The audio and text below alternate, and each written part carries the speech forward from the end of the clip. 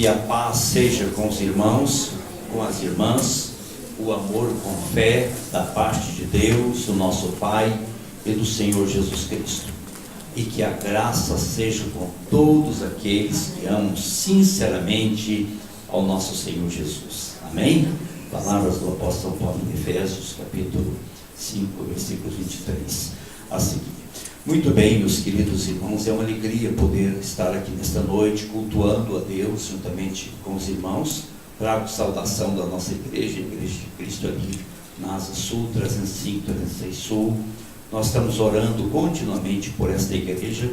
Nós temos um momento de oração lá na igreja, de segunda a sexta-feira, das 6h30 até as 7h40 mais ou menos.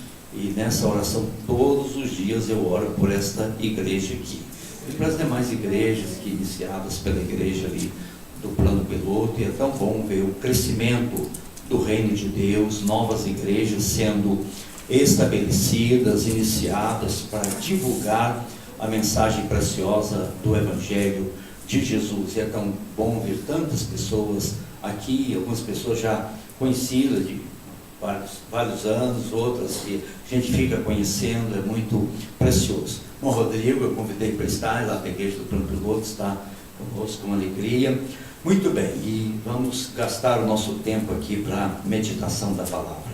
Eu quero ler com os queridos irmãos no livro do profeta Jeremias, no último capítulo, é o capítulo 52 de Jeremias, e o finalzinho do capítulo.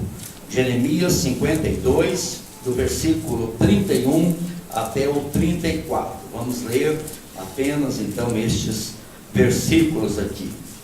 4 versículos. Jeremias, capítulo...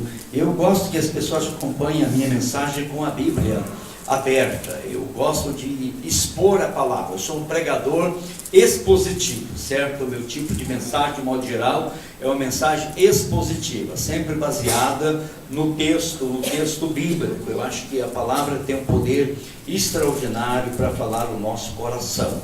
Como disse a nossa querida irmã aqui do departamento infantil, como é precioso realmente firmar as crianças na palavra do Senhor nosso Deus. Jeremias capítulo 52, versículos 31 a 34. Diz assim o texto sagrado: No 37º ano do cativeiro de Joaquim, rei de Judá, no dia 25 do 10º mês, Evil-Merodach, rei da Babilônia, no ano em que começou a reinar, libertou a Joaquim, rei de Judá, e o fez sair do cárcere. Falou com ele benignamente e lhe deu lugar de mais honra do que dos reis que estavam consigo em Babilônia. Mudou-lhe as vestes do cárcere, e Joaquim passou a comer pão na sua presença todos os dias da sua vida. E da parte do rei da Babilônia lhe foi dada subsistência vitalícia, uma pensão diária até o dia da sua morte, durante os dias da sua vida. Que Deus possa abençoar esta palavra nos nossos corações. Meus queridos irmãos, esse texto está narrado aqui em Jeremias, no último capítulo, e também está narrado no final do livro de 2 Reis, no capítulo 25, versículos 27 e 30. E é interessante como o cronista, o narrador, narra duas vezes esse texto. Teve um grande evangelista da primeira metade do século XX, chamado Moody, D.L. Moody. Ele dizia uma frase interessante. Ele diz que Deus nunca desperdiça nem papel e nem tinta. Quando alguma coisa é frisada, repetida várias vezes na Escritura Sagrada, é porque o Espírito Santo quer nos chamar a atenção a respeito daquilo. Por exemplo, como a exortação do amor é repetida tantas vezes no Novo Testamento, sobre a necessidade do perdão, a necessidade da perseverança na oração, não nos cansarmos de fazer o bem, porque essas coisas, sem dúvida nenhuma, são muito importantes na vida do cristão. Porque a morte de Jesus na cruz é registrada pelos 4 evangelistas, tanto Mateus, Marcos, Lucas. Porque a ressurreição também é registrada porque, sem dúvida nenhuma, são fatos, acontecimentos fundamentais para a fé cristã. Se o Espírito Santo levou os cronistas a registrarem 2 vezes esta passagem aqui, porque sem dúvida nenhuma o Espírito Santo quer dar uma ênfase especial sobre esse texto. E ele traz lições, sem dúvida nenhuma, importantes. Primeiramente para a nação de Israel. Nós sabemos que Israel, a tribo de Judá, porque o reino do norte lá já tinha sido levado para o exílio pelos assírios. Agora o reino do sul, onde estava a capital Jerusalém, e a tribo de Judá tinha sido levado também para o exílio em Babilônia. O livro de Jeremias narra isso de maneira muito clara. Jeremias, ele vive antes do cativeiro, e durante o cativeiro ele exorta a nação várias vezes ao arrependimento. E o povo estava confiado: não, nós temos o nosso templo aqui, então Deus não vai permitir que Jerusalém seja invadida, é a cidade do grande rei, o nosso templo, a glória de Deus está aqui. E Jeremias disse: não fique dizendo o templo do Senhor, porque tudo isso vai ser destruído, o povo vai ser levado para o exílio. E infelizmente, meus queridos irmãos, os reis, a liderança, o povo não ouviu a voz de Deus através dos profetas, e Deus permitiu que os caldeus invadissem a cidade de Jerusalém e destruísse a cidade, matasse os idosos, abriu ventre de mulheres e destruiu o templo, pegaram as coisas sagradas do templo, levou tudo aquilo para o exílio, para Babilônia. O rei naquela época, meus queridos irmãos, Zedequias, teve os seus olhos vazados, mas antes de cegar o rei, matou os filhos do rei, mataram os filhos do rei na presença do rei, depois vaza os olhos, deixa o rei Zedequias cego. Então um momento muito catastrófico, um momento muito triste na história, e o povo é levado para o exílio. O povo estava desanimado, a ponto agora foi-se embora a nossa esperança, a ponto de Deus usar o profeta Jeremias e dizer: eu sei os pensamentos que eu tenho a vosso respeito, pensamento de paz e não de mal, para dar aquilo que vocês desejam. Então vocês passem a orar em mim, eu vou ouvir vocês, eu vou mudar a sorte de vocês, eu vou tirar vocês do exílio e vou levar vocês novamente para a terra de vocês, para Jerusalém. Então, meus queridos irmãos, e esse livro aqui, provavelmente esse final aqui dessa história, o Espírito Santo leva os autores a escrever isso aqui para trazer esperança, primeiramente para o povo que tinha sido levado para o exílio.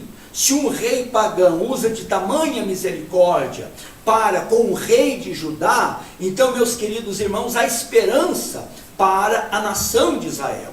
Havia a esperança para Judá que Deus haveria de tirá-los novamente do exílio, conforme o próprio Jeremias havia profetizado, que o povo haveria de passar 70 anos no cativeiro, e depois Deus levantaria um rei pagão de nome Ciro, e esse rei ia permitir o povo voltar para Jerusalém, e ia ordenar até a reconstrução do templo de Jerusalém. Isso é uma coisa impressionante como Deus fala, a veracidade da escritura sagrada. Então, as atitudes deste rei pagão, rei de Babilônia, chamado Evil-Merodach, para com o rei Joaquim, que era um rei de Judá, que estava preso já há 37 anos, irmãos, na prisão. Imagina ficar 37 anos preso. Além de estar preso, não estava na sua terra, estava noutra terra, estava no exílio, estava em Babilônia, preso 37 anos. Mas quando Evil-Merodach começa a reinar sobre o reino dos caldeus, sobre Babilônia aqui, ele toma algumas decisões e algumas atitudes para com este rei de Judá, chamado Joaquim, meus queridos irmãos, que deixa a gente realmente pasmado. Mas como?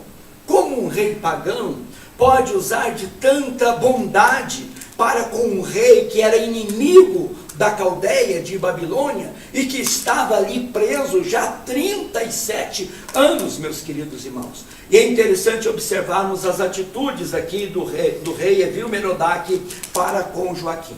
A primeira coisa, no primeiro ano do seu reinado, ele liberta então Joaquim do cárcere, tira esse rei de Judá do cárcere, depois de estar 37 anos preso. A segunda atitude, que diz que além de tirar do cárcere, que já é uma coisa maravilhosa, depois de 37 anos preso, ele foi para lá jovem, meus queridos irmãos. Agora, o tempo mais bonito da vida deste homem foi numa prisão. 37 anos na prisão, ele vai com jovem, 20 e poucos anos ali, agora com quase 60 anos na prisão. Então o rei Evil-Merodach usa de bondade, tira Joaquim do cárcere, da prisão.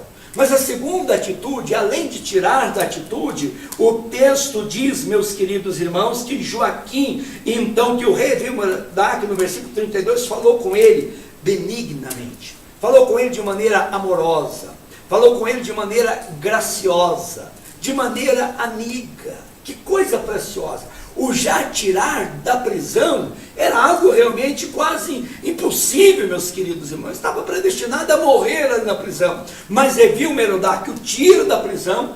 Além de tirar da prisão, fala com ele de maneira amigável, de maneira graciosa, de maneira bondosa. Essa segunda atitude já é uma coisa estranha de acontecer. Um rei para outro rei que era inimigo, além de libertar da prisão, fala com ele de maneira graciosa. Não simplesmente manda um oficial, alguém, para tirar Joaquim da prisão, deixa esse homem sair da prisão, deixa ele voltar lá para sua terra, para Judá. Não, além de tirar da prisão, chama ele para um diálogo e fala com ele de maneira graciosa, de maneira amigável. Mas além dessa segunda atitude, a outra atitude maravilhosa, porque diz que o rei Evil-Merodach dá um lugar de honra para Joaquim acima dos outros reis que estavam na Babilônia, outros reis de outros povos que Babilônia havia conquistado. Então tira da prisão, fala com ele de maneira amigável, dá um lugar de honra para o rei de Judá. Judá sempre teve, o povo de Israel sempre tem muitos inimigos, a nação de Israel sempre foi cercada de inimigos em toda a sua história. Agora, além de tirar da prisão, de falar de maneira amigável, dá um lugar de honra para Joaquim acima de todos os reis que Babilônia havia conquistado. Estranho essa atitude. Mas além dessa terceira atitude, há uma quarta atitude aqui, meus queridos irmãos, porque diz que mudou-lhe as vestes. 37 anos, vestindo aquelas vestes de preso. Quem sabe como nos Estados Unidos, aquela roupa sempre a mesma roupa, né? Listada ali. É uma coisa impressionante. A gente fazer a mesma coisa, aquilo causa um certo desconforto. Você vestir a mesma roupa todo dia, não é desagradável? Calçar o mesmo sapato todos os dias. Você comer a mesma comida todos os dias, por mais deliciosa que aquela comida seja. Me lembro quando eu estava no seminário, estudando interno, e o seminário estava numa crise muito grande, e então o que fazia? Tinha comida lá, que nós éramos ficava interno no seminário, e eu gosto muito de fígado de boi, mas a única coisa que tinha para comer todo dia era fígado de boi, porque naquela época, 40 e tantos anos atrás, o fígado de boi era baratinho, e eu já não aguentava mais o cheiro daquele fígado de boi. Passei muito tempo sem comer, até estou com saudade de comer um bife de fígado de boi acebolado, assim, mal passado. Eu acho aquilo delicioso, mas naquele momento eu não aguentava mais, porque todo dia. Agora imagina o rei, aquela comida de preso todos os dias, todo dia vestindo aquela mesma roupa.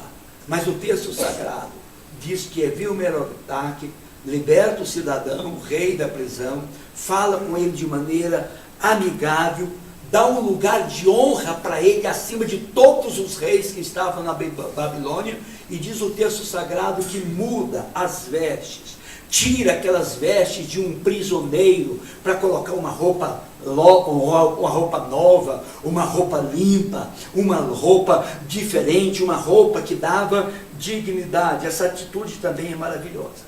Mas, meus queridos irmãos, a quinta atitude daí extrapola tudo. Por quê? Joaquim era um judeu, pertencia à tribo de Judá. O rei Evil-Merodach era um cidadão da Caldeia, um caldeu. E o que Evil-Merodach faz? Disse: olha, eu quero você todos os dias lá na minha casa, no meu palácio, comendo comigo na minha mesa. Pensou que coisa? Não é estranho? Isso não deixa vocês dizer, sim, mas como é que pode? Joaquim é um judeu, era o inimigo da Caldeia, certo? Agora o rei disse, olha, eu quero você comendo comigo todos os dias. Versículo 33, mudou-lhe as vestes do cárcere, e Joaquim passou a comer pão na sua presença, olha a expressão, todos os dias da sua vida, meus queridos. E para terminar, há uma sexta atitude de Evil-Merodach aqui. Versículo 34. E da parte do rei da Babilônia lhe foi dado subsistência vitalícia, uma pensão diária até o dia da sua morte, durante os dias da sua vida. Uma aposentadoria, meus queridos irmãos. Joaquim não tinha sido funcionário público da Caldeia. Ele nunca trabalhou para os caldeus, meus queridos irmãos. De repente recebe uma aposentadoria, uma pensão vitalícia para toda a sua vida. Olha, Joaquim, você não precisa se preocupar com salário. Seu salário está garantido. Hoje eu falei com um pastor que eu gosto muito dele, pastor Uriel. Ele é aposentado, ele é da aeronáutica, ele tem um salário dele razoável, e ele saiu daqui, foi para Natal, começou a nossa igreja lá em Parnamirim. Hoje temos 2 ou 3 igrejas lá. Daí ele mudou agora para Santa Catarina. Eu falei, mas Uriel, tem a casa dele alugada aqui em Brasília, tem outra casa lá em Parnamirim alugada. Eu disse, mas você mudou? Ele disse, não, eu mudei, eu passei a igreja para o presidente, está tudo bem a igreja, e eu quero tirar um ano sabático. E mudou para uma pequena cidade lá em Santa Catarina, perto lá de Joinville, 50 quilômetros, 40 quilômetros. Mas ele pode, ele tem um salário vitalício dele, tranquilo. Então, qualquer lugar no Brasil que ele quiser, gostou de uma cidade, diz que é uma cidade de uns 100 e poucos mil habitantes, o povo muito educado, e ele está feliz da vida lá em Santa Catarina. Não tem preocupação, tem aposentadoria. Agora Deus viu Merodach e disse, olha, Joaquim, você não precisa preocupar com a sua vida. Eu vou te dar uma pensão vitalícia. Eu vou te dar uma aposentadoria durante todos os dias da sua vida. Você não precisa se preocupar com o dia de amanhã, com o salário, tudo está tranquilo. Meus queridos irmãos, creio eu que o Espírito Santo, usando essas atitudes de Evil-Merodach para com o rei Joaquim, isso trazia esperança, trazia luz para os exilados, para aqueles que estavam presos. Mas eu acredito, meus queridos irmãos, eu estudei muito tempo no seminário de teologia, uma matéria chamada hermenêutica, que trata sobre a questão da interpretação das Escrituras. E eu sou de uma linha teológica que eu acredito numa Escritura, naquilo que se chama de um sensus plenum, que a Escritura, ela tem uma aplicação imediata, quando ela foi escrita, mas ela tem uma aplicação futura também, trazendo uma mensagem futura para as pessoas. Por isso que a palavra é viva e eficaz, e ela permanece para sempre. E ela, diz o texto sagrado, é viva, ela se renova. Deus tem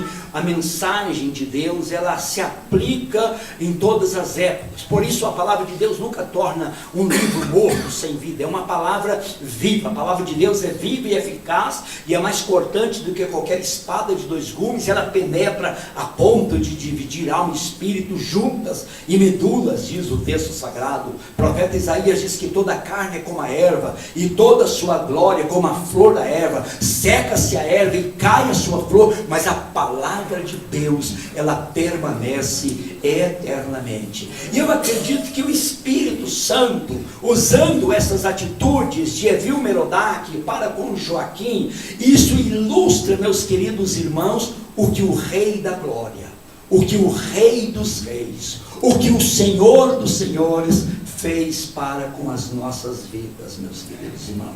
Então, para mim, esta passagem tornou-se uma passagem que eu vou chamar de uma passagem soteriológica, de salvação. Soteria é salvação, da doutrina da salvação, porque nessas atitudes de Evil-Merodach para com o rei Joaquim, nós podemos ver ilustrado, meus queridos irmãos, as atitudes do rei Jesus para com as nossas vidas. Vamos pensar nisso. A primeira atitude foi libertar Joaquim da prisão. E é isso que o nosso Senhor fez comigo, com você. O Senhor Jesus, quando iniciou o seu ministério, citando Isaías, ele diz: o Espírito do Senhor está sobre mim, pelo que Deus me enviou, para quê? Para proclamar libertação aos cativos, para pôr em liberdade os oprimidos. Nós também, meus queridos irmãos, estamos presos, nós estamos cativos, não quem sabe fisicamente, meus queridos irmãos, numa penitenciária, numa cadeia, mas nós estamos presos nos nossos delitos e pecados, nós estamos presos nos nossos vícios, meus queridos irmãos, e Deus nos libertou, como disse Paulo, Deus nos arrancou do império das trevas e nos transportou para o reino do Filho do seu amor. Deus nos tirou do cárcere, meus queridos irmãos, não de um cárcere físico, mas de um cárcere espiritual. Mas talvez você disse: eu nunca fui um alcoólatra. Talvez você diz: eu nunca fui um adúltero. Talvez você diz: eu nunca fui um beberrão, eu nunca fui um viciado em crack. Mas você estava preso, quem sabe no egoísmo, quem sabe preso no medo, quem sabe preso na inveja. Alguma prisão existia, e o Senhor foi lá e nos arrancou com o seu poder maravilhoso, com a sua graça. Ele nos libertou, e conforme ele mesmo disse: se o Filho vos libertar, verdadeiramente sereis livres. Diga: eu sou livre. Aleluia. Somos livres em Cristo Jesus. Mas, meus queridos irmãos, quando o rei Evil-Merodach fala de maneira graciosa, de maneira amigável, de maneira benigna com Joaquim, isso mostra que Deus, além de nos libertar, nós fomos reconciliados com Deus. Nós não somos mais inimigos de Deus. Justificados por meio da fé, temos paz com Deus, por intermédio de nosso Senhor e Salvador Jesus Cristo, através do qual acabamos de receber a reconciliação. Não somos mais inimigos de Deus. Temos prazer em louvar a Deus, em adorar a Deus. Temos prazer de estar na presença de Deus. Ouvimos a voz dele que disse: filho meu, dá-me o teu coração. Ouvimos a voz daquele que disse: eu estou à porta e bato. Se alguém ouvir a minha voz e abrir a sua porta, eu entrarei, cearei com ele e ele comigo. Nós fomos reconciliados, meus queridos irmãos. Não somos mais inimigos de Deus, não estamos mais distanciados de Deus. Aquele muro que nos separava foi quebrado, meus queridos irmãos. Quando Jesus morreu, o véu do templo rasgou-se de alto a baixo, livre acesso à presença do Senhor. A doutrina da reconciliação está aqui também. Mas, meus queridos irmãos, diz o texto que Evil-Merodach dá um lugar de honra para Joaquim, a fim dos demais reis que estavam lá.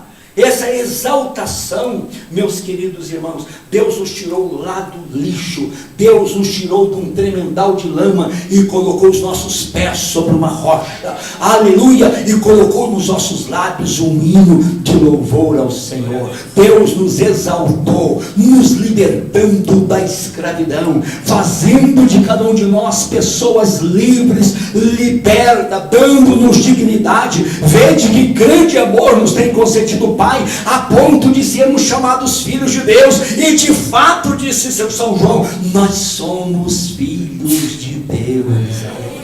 Deus nos exaltou, aleluia. Ele ungiu a nossa cabeça, como diz o Salmo 27. Agora, aleluia, será exaltada a minha cabeça acima dos meus adversários, e nos seus átrios oferecerei sacrifício de júbilo, de louvor ao Senhor. Deus nos exaltou pela sua graça. Antes vivíamos dominados, quem sabe, pela superstição, pelo medo, pelos demônios, por Satanás, mas Deus nos deu poder para pisar serpentes e escorpiões e todo o poder do inimigo, e nada absolutamente nos causará dano. Eu me converti jovem, com 18 anos em Goiânia. Naquela época havia tanta macumbaria, naquelas encruzilhadas. Brasília é uma cidade diferente, não tem muitas essas esquinas aqui, mas Goiânia é cheia daquilo lá, e os macumbeiros gostam de fazer macumba naquelas encruzilhadas lá. E eu passava novo crente, e eu via aquela macumba, tinha aquele prato com farofa, com galinha, cerveja, cachaça lá, e eu passava, e eu chutava, quebrava tudo aquilo, destruía tudo, e orava repreendendo. Se algum mal foi feito para uma pessoa, em nome de Jesus eu repreendo. Mas você não tem medo disso aí não, isso aí pode pegar em você. Mas como, meus irmãos? Maior é aquele que está conosco do que aquele que está no mundo. Medo do diabo foi embora, medo de demônios, meus queridos irmãos. Lembro de um rapaz que converteu juntamente comigo, mas de um pastor lá em Goiânia, ele muito eufórico lá, e ele estava expulsando os demônios, e chegou um cara demoniado lá, uma pessoa forte, e disse: eu vou acabar com essa desgraça aqui, e ele disse: eu vou destruir isso aqui.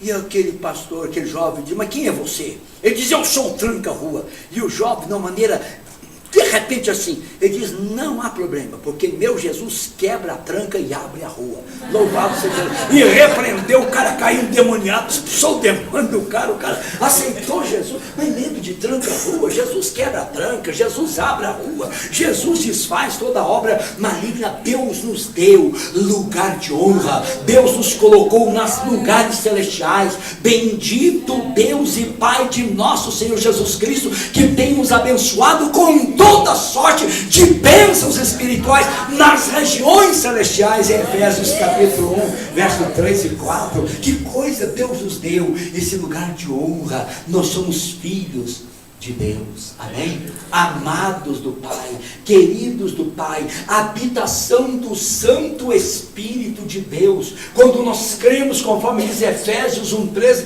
tendo nele crido, fostes selados com o Espírito da promessa, o qual é o penhor, a garantia até o dia do resgate final do corpo da redenção, do corpo.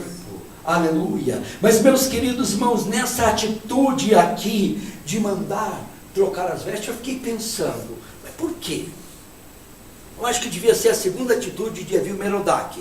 Tira o camarada da prisão, então imediatamente troca as vestes. Bom, você não está preso mais, então não precisa mais de veste de prisioneiro.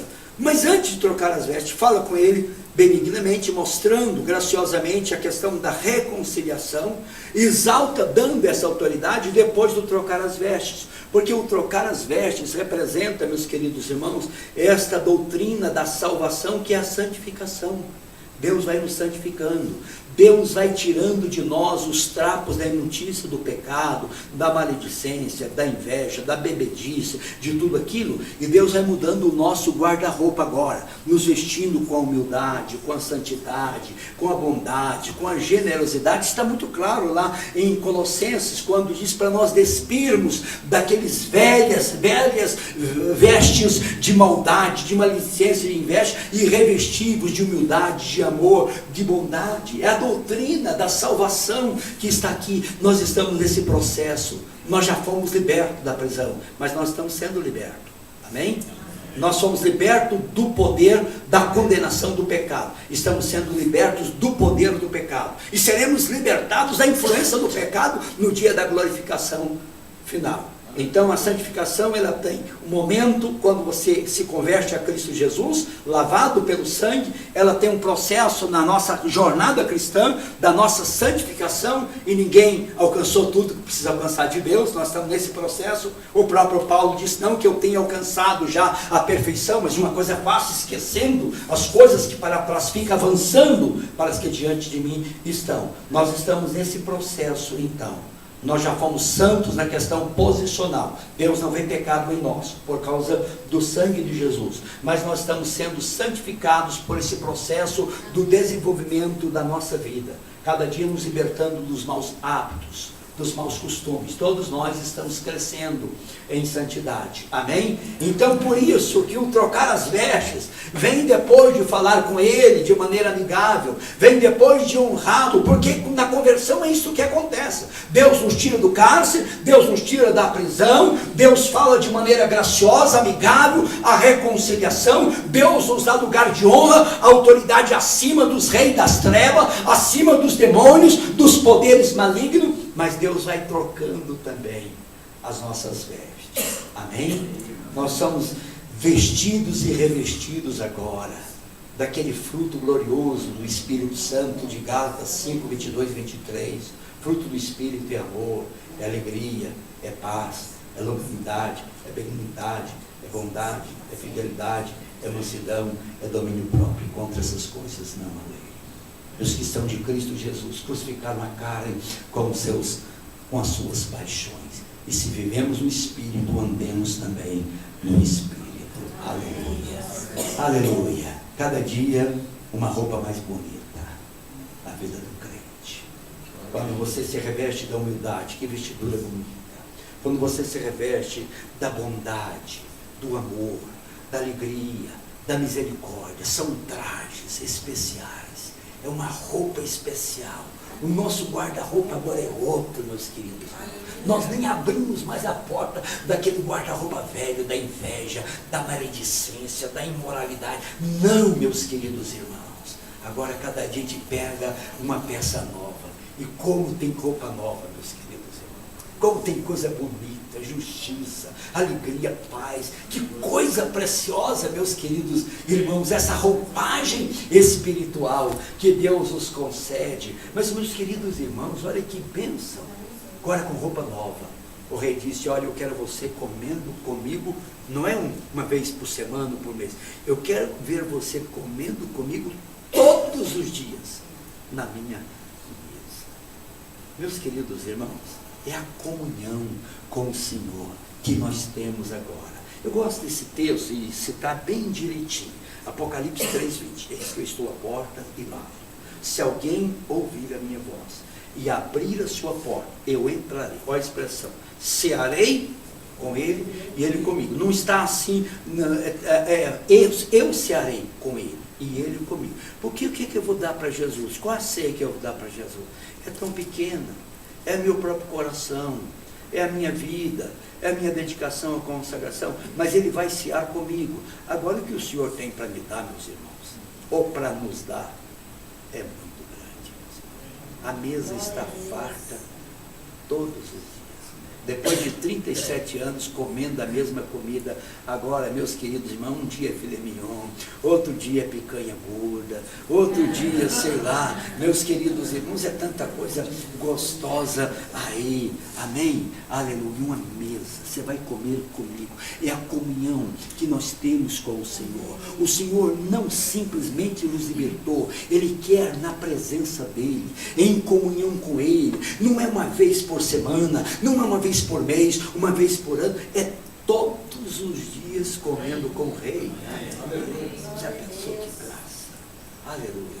É graça sobre graça. Gosto da expressão de Paulo em Efésios 2, diz que Ele nos deu vida quando nós estávamos mortos nos nossos delitos e pecados, e nos ressuscitou com Cristo, e fez-nos assentar nas regiões celestiais, e depois fala sobre a graça de Deus. Mas ele fala, graça é uma palavra difícil de definir. Quando eu fui fazer o meu curso de bacharel em teologia, do primeiro trabalho que o professor pediu, disse, eu quero que vocês definam para mim a graça. O que é graça? Todo mundo sabe definir graça em poucas palavras. A gente define graça assim, graça é um favor imerecido, certo? Mas daí fui consultar os dicionários, os livros de teologia, e eu escrevi pelo menos 3 páginas sobre a graça. Eu descobri que graça é uma palavra riquíssima. Graça significa beleza, graça significa doçura, graça significa amizade, graça significa bondade. Meus queridos irmãos, como essa palavra é rica, graça, é uma palavra difícil já de definir.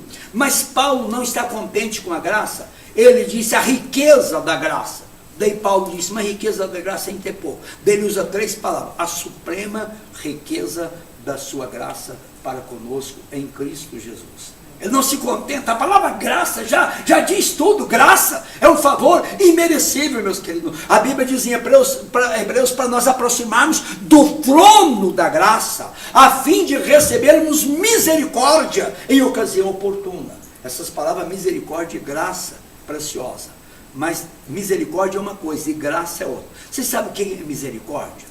A misericórdia de Deus é exatamente Deus não nos dá o que nós merecemos. Nós merecemos condenação. Então, na misericórdia, Deus não dá aquilo que a gente merece. É o aspecto negativo. A graça é o aspecto positivo. Na misericórdia, Deus não dá o que nós merecemos. Nós merecemos condenação, Deus não nos dá. Na graça, Deus dá o que nós não merecemos.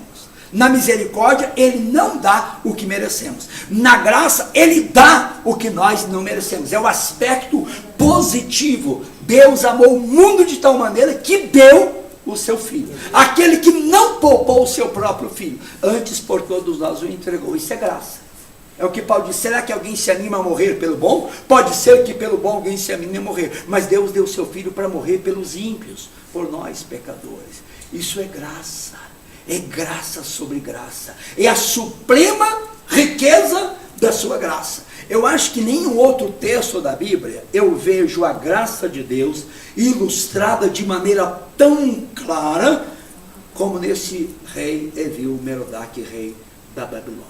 Um rei que tira o prisioneiro de 37 anos da prisão, fala com ele de maneira amigável, graciosa com ele, dá dignidade, lugar de honra acima de todos os reis, troca as vestes do cidadão, muda a vida do indivíduo e diz: eu quero você comendo na minha mesa todos os dias. Agora, Joaquim, não é só comendo, eu quero que você esteja tranquilo, seguro. Eu vou te dar um salário, uma pensão vitalícia todos os dias da sua vida. Você pode ir lá no Banco do Brasil todo dia 30 ou dia 5, que o seu salário está lá garantido. E a sua aposentadoria está lá. O que é isso, meus queridos irmãos? Irmão Júlio, na doutrina da salvação, isso a gente chama de segurança da salvação. Uma vez salvo, salvo de verdade. E salvo, como diz os calvinistas, salvo para sempre. As minhas ovelhas ouvem a minha voz, eu lhes dou a vida eterna, jamais perecerão, e ninguém as arrebatará da minha mão, porque o Pai, que é maior do que tudo, foi que me entregou essas ovelhas. Aleluia. Nós estamos seguros em Cristo Jesus. Não há preocupação. Mas se eu morrer? Eu morrer, vou estar com o Senhor, meus queridos irmãos. Aleluia. Aleluia. Enquanto estamos aqui, quer vivamos, quer morramos, somos do Senhor, porque nem a morte poderá nos separar do amor de Deus que está em Cristo Jesus, o nosso Senhor. Bem-aventurados, felizes os que morrem no Senhor, porque descansam das suas fadigas e as suas obras o acompanham, diz o texto de Apocalipse. É a segurança. Nós estamos seguros em Cristo Jesus. Estava ouvindo alguns anos atrás, e eu termino com isto, uma entrevista de um grande bispo que nós tivemos no Brasil, e tem muita coisa bonita na vida desse bispo, que ele viveu na época do militarismo aqui, foi um dos camaradas que lutou para voltar à democracia, chamado Helder Câmara, bispo lá de Olinda, um homem que recebeu prêmios interessantes, mas ele estava, umas vezes, dando uma entrevista para uma jornalista famosa, e uma entrevista interessante, mas me lembro que no final da entrevista, a entrevistadora disse: bispo, o senhor tem certeza da salvação da vida eterna? Eu achei impressionante como ele respondeu de maneira muito categórica, e imediatamente. Ele dizia: eu não tenho e ninguém tem. E aí eu fiquei pensando naquilo. E imediatamente o Espírito Santo me levou para a epístola do apóstolo amado, João. E diz assim: filhinhos, eu vos escrevi essas coisas para saberes que vós tendes a vida eterna, a vós que credes no nome do unigênito Filho de Deus. Ele escreveu o livro para mostrar a garantia da salvação para aqueles que creem em Cristo Jesus. Ele vai dizer: quem tem o Filho de Deus tem a vida, aquele que não tem o Filho de Deus não tem a vida. Com todo respeito ao saudoso Helder Câmara, o bispo lá, mas, meus queridos irmãos, eu prefiro ficar com a Escritura Sagrada, com aquele que disse: em verdade vos digo, aquele que ouve minhas palavras e crê naquele que me enviou tem a vida eterna, não entrará em juízo, mas já passou da morte para a vida. O que vem a mim, de maneira alguma, lançarei fora. Eu lhes dou a vida eterna, disse Jesus. E vida eterna que recebe não é quando morre, é quando nós cremos em Cristo. O salário está garantido. Pode ir lá, aleluia, no banco. Estou usando essa expressão, não sei se tinha banco naquela época, até que tinha, porque Jesus já disse que tinha depositado o dinheiro para o banqueiro. Não sei como é que funcionava o banco naquele contexto, mas havia algum meio de aplicar já o dinheiro. Meus queridos irmãos, garantia eterna, segurança eterna. É isso que o Rei Jesus fez comigo, é isso que o Rei Jesus fez com você, ou Ele quer fazer na sua vida? Ele quer libertar você do cárcere. Ele quer falar de maneira amigável, quer tornar o seu amigo. Ele quer te dar dignidade. Ele quer dar lugar de honra para você. Ele quer mudar as suas vestes. Ele quer mudar a sua vida, o seu rumo. Louvado seja o seu nome. Ele quer ter comunhão com você. Ele quer alimentar, comer com você. Eu acho isso precioso, porque eu sou meio tímido. Quando eu vou no restaurante, quando a esposa viaja, dificilmente eu vou comer. Eu faço alguma coisa em casa lá, mas quando eu vou, eu acho que vocês fazem. O que você procura? Uma mesa vazia, não é? A gente não gosta de comer com estranho. Mas, por exemplo, eu for no restaurante, o irmão Rodrigo está comendo lá, eu vou abrir um sorriso. Eu digo, que coisa má, tem um amigo aqui, então eu vou comer na mesa do Rodrigo, porque ele é meu amigo, nós somos amigos. A gente gosta de comer com quem você tem afinidade. Quem é que você convida para comer na sua casa? São seus parentes, seus amigos. Eu espero que eu torne seu amigo a ponto de você me convidar para comer na sua casa. Amém? Amigo. O rei disse, olha, eu quero você comendo na minha mesa, meu amigo. Joaquim, você é meu amigo. Você é um amigo especial que eu tenho. Eu quero você todo. Agora Jesus pode chamar todos nós para comer na mesa dele. Todos os dias. Ele disse, não se preocupe, não tem que trabalhar não, você já tem a sua aposentadoria, o seu salário vitalício garantido. Meus queridos irmãos, é isso que o Rei da Glória fez comigo. Se porventura você não entregou a sua vida para Cristo Jesus, Ele quer fazer isso por você. Ele quer libertar você de qualquer espécie de prisão, seja medo, seja um complexo, seja uma culpa, seja uma insegurança, seja o que for. Sem Cristo, as pessoas estão presas em alguma coisa. Ele quer libertar pelo seu poder maravilhoso. Ele quer tornar seu amigo.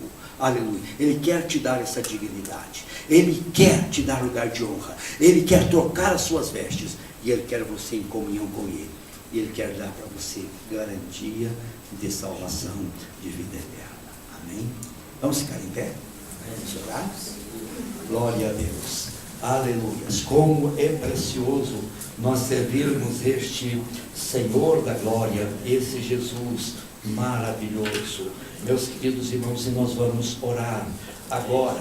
O texto que eu citei de Efésios capítulo 2, o apóstolo São Paulo diz, olha que coisa preciosa essa expressão, e juntamente com Cristo nos ressuscitou e nos fez assentar nos lugares celestiais em Cristo Jesus, para mostrar nos séculos vindouros, olha a expressão, a suprema riqueza da sua graça em bondade para conosco em Cristo Jesus. Para mostrar a suprema riqueza da sua graça em bondade para conosco em Cristo Jesus.